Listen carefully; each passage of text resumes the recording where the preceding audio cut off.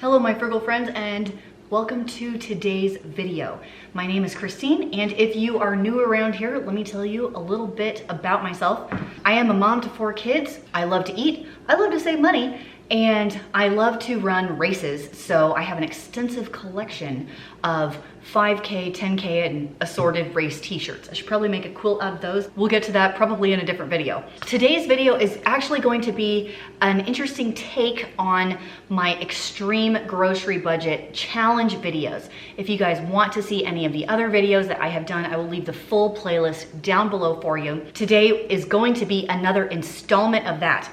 But I decided to take it one step further and not go shopping at all. So in today's video, I am gonna be using basic pantry staples that I like to keep around my house kind of all the time. In today's video, I have spent $0, big fat nothing. I have 5 dinners for you that fed my whole family. To give you guys more variety, I decided to partner up with my buddy Jen Chapin on today's video. She is going to bring you an additional 5 dinners. In my videos, you are not going to find beautifully crafted dinners. You're not going to see these gorgeous shots, amazing thumbnails, because I'm not really good at that kind of stuff.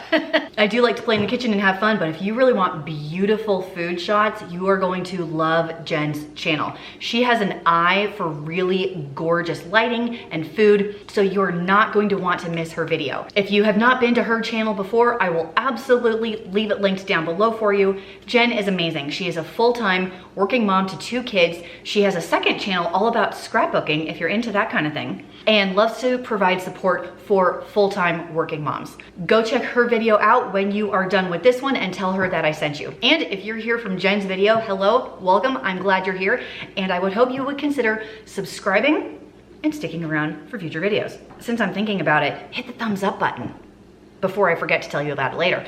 Okay, we are going to head into the cooking portion of the video. Once again, I have 5 dinners for a family. My kids are 15, 13, 11, and 8. I will leave all the recipes for everything I have made down below in the description box. Let's get cooking. Tonight's pantry dinner includes these ingredients. Yep, it's really not very many. I typically always keep some kind of sausage in my freezer. I like to buy it when it's on sale or on clearance and freeze it for when I'm ready. So today we're using a hot Italian sausage. Frozen veggies is always a great thing to keep in your house. Of course, you can use fresh broccoli. If you happen to have it, it would probably be better with that. But this is what we're using today. 1 pound of any pasta of your choice.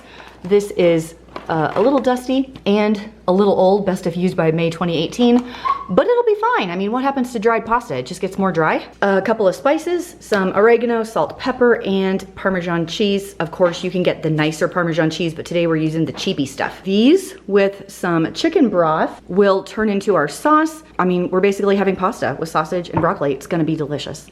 I'm starting with a little bit of olive oil in my pan, and I'm gonna be adding my hot Italian sausage out of the casings and brown it up. Haley's even making some biscuits. You don't have to do that, but I have this old batter, like packaged batter that's been in my pantry for about 4 years. So we're just gonna use it up. Once your water's boiling, add some salt, please. Trust me, it makes a big difference in your pasta. Yoink! I love that noise. It's like they're cheering. Yay! We get to be cooked. Yay! Ooh. Once the sausage is cooked, it's time to add 1 cup of chicken broth. I just used the powdered bouillon. Of course, you could always use white wine, but I typically don't cook with wine. So chicken broth is a nice substitute, and 1 tisp of oregano. And let's simmer that for a few minutes until it all comes together, and we'll be adding our pasta in just a minute. Hey, it is time to add everything together. So we will add 1 pound of our broccoli, which I cooked in my air fryer. You could also do it in the oven if you like. Just, you wanna roast it and get it a little crispy. Here comes the pasta. Now I haven't added any salt and pepper yet because the sausage and the cheese that I'm adding is quite salty. And since the sausage is spicy sausage, it is already peppery. Mix this together. We're gonna add our Parmesan cheese, which is only about 1/4 cup or so. I'm gonna eyeball it. Are you in the camp that if a little bit is good, more is better when it comes to cheese? Tell me your opinion. I reserved some of the cooking pasta water over here in case I need to thin out my sauce a little bit. So I'm gonna stir this all together, see what the moisture level is like. And I'm thinking I probably am gonna have to add a little bit of that because it's soaking up my liquid at the bottom pretty quick. So, a little bit of that. I'm gonna stir this all together. And then we'll do a little taste-a-roo for salt. And dinner's ready. I mean, it looks really good. It does look really good. It looks pretty good. Okay, let me get a fork and I'm gonna taste this. This is an important part of cooking, you guys. Make sure you taste your food. If it's not quite there, it probably needs a little something something.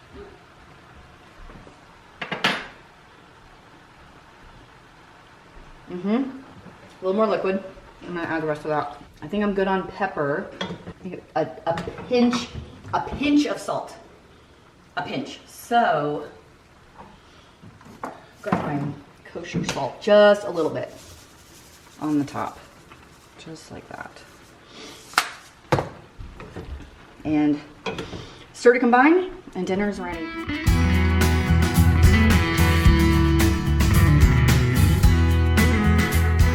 For this pantry dish, these are the staples that I'm gonna be using today. Just your regular salt and pepper. Garlic powder is a great one to keep on hand in case you don't have fresh garlic, although I prefer fresh garlic.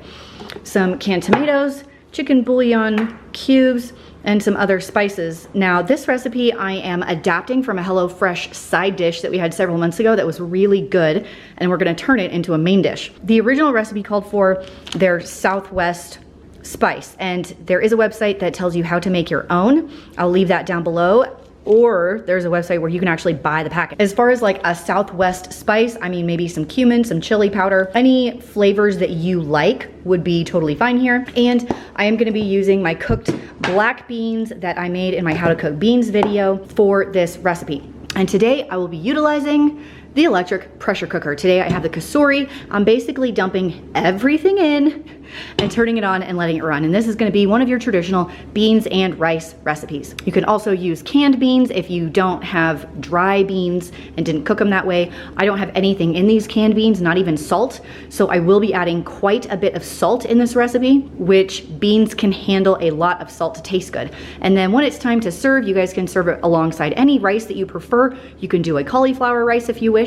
It's totally up to you. So let's start dumping things in our pot. Beans are in, and in goes 2 cups of our broth. I actually added 4 bouillon cubes just for the salt content. So I kind of doubled up on the powder. You can use regular canned chicken broth if that's what you have and just add more salt. And we'll add this entire 28-ounce can of petite diced tomatoes. Please don't splash. Ah, okay, there we go.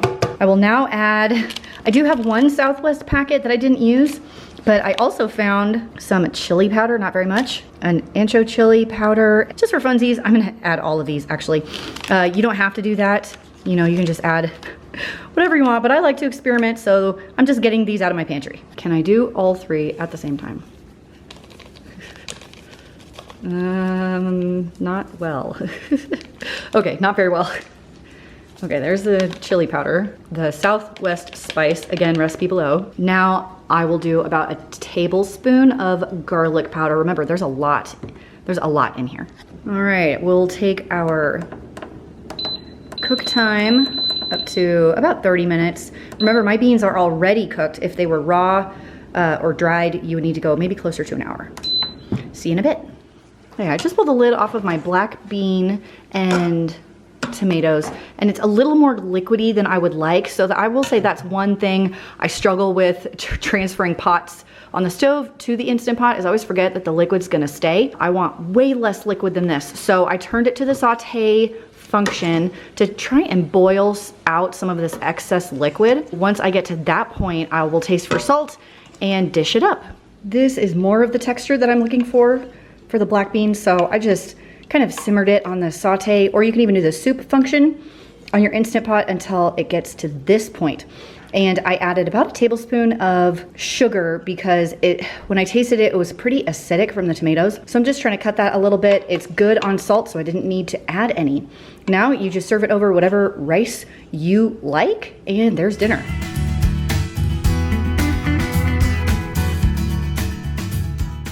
Our dinner tonight is going to be an easy minestrone soup with actually no meat in it at all. So if you wanted to switch out your chicken bouillon with a vegetable, this could be 100% vegetarian. I always keep onions, carrots, and garlic in my house, along with some celery, because you can use it in so many dishes and it stays good for a very, very long time in the refrigerator. So I'll get a 5-pound bag of carrots and it'll last in my fridge for almost 2 months. And I always have some kind of green vegetable. Today I have some actually sad looking zucchini. It's actually a little moldy, but we'll cut those spots off. It's fine. Canned tomatoes is always a staple. I have some cannellini beans here. These were cooked from dried, but you could also do canned. Some boxed pasta. Chicken bouillon is one of my favorites, and Italian seasoning. I would have liked to do actually just basil, but I weirdly enough was out. Another nice addition would be maybe some jarred pesto would be delicious to bump the flavor a little bit. But basically all we're gonna do is saute our hard vegetables until they're soft, add everything else, and simmer until it's done.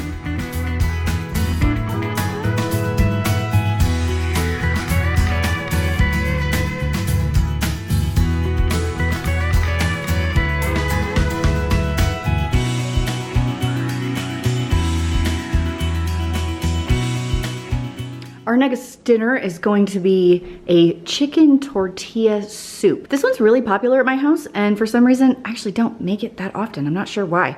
But I have one chicken breast that I cut in half this way, a couple of onions, some spices, taco seasoning, chili powder, cumin, cayenne pepper, some chicken bouillon cubes. I have some sketchy looking limes, some pinto beans that kind of fell apart because I cooked them a little too long. But it's gonna be okay. We're gonna put all of this together and it's gonna be delicious. Step one will be to season and cook our chicken. I'm just gonna give it a little sprinkly of taco seasoning.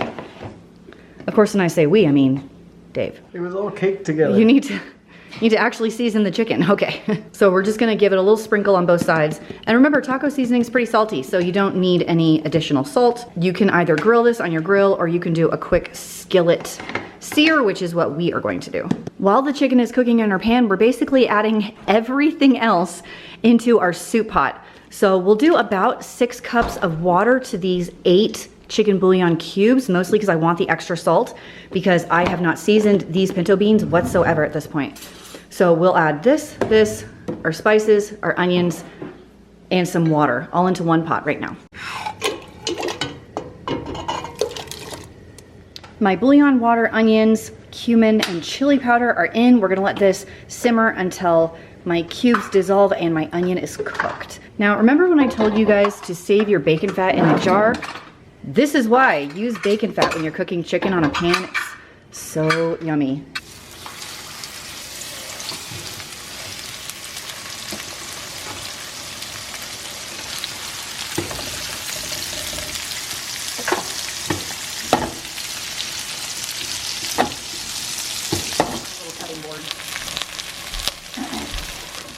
Okay, this has been going for a while, so it looks like everything's come together, and we're gonna add a couple more ingredients. First up, we're gonna go with some lime juice. I do have those fresh-ish limes that we'll use as a garnish, but if you don't have that, you can use like the bottled stuff. That's about 3 tablespoons of lime juice. If you're doing canned pinto beans, let's, 1 or 2 cans, I'm just eyeballing it. I might add that whole thing, we'll see. My chicken breast that I cooked, I pulled off my pan and I diced it. We'll add those. Ooh, don't splash. With as much of the juices as you can. You know what? I'm gonna add the rest of the beans. They're just all going in there. I like to live dangerously. Danger's my middle name. But because I added so much beans, I bet I'm gonna have to add some salt to that because the beans aren't salted. Just a little bit of salt. I'll taste it in a little bit. And pepper. Don't pepper spray yourself in the face. Look. Say when. the people, they want the pepper. Okay, I'm gonna simmer this for about 10 minutes. How much pepper was that? I don't know, a quarter teaspoon, not very much. I'm gonna simmer this for about 10 minutes, have all the flavors come together, and then I will taste it for seasoning and see where we are. Okay, I ended up over boiling it and reducing my liquid too far. So it was a touch on the salty side, so I just added 2 more cups of just plain water to cut my salt back down. And now it's about perfect. I tasted the beans. They taste really good. They're nice and soft. I know the chicken is cooked and the onions are cooked. So we are going to dish it up right now with our toppings. When you're ready to serve, you're gonna get your toppings. This is what I like to do. Now, cilantro would have been really nice, but I don't have any of that and I haven't been to the store in a long time. But some fresh lime squeezes on top is nice. Some shredded cheese. We have pepper jack here. Cheese is something I keep on hand all the time. If we run out of cheese in our house, it's an emergency. Tortilla chips to sprinkle on top. And if you have avocados hanging around, avocados is a really nice addition as well. But once again, I don't have that either. So we're going without today.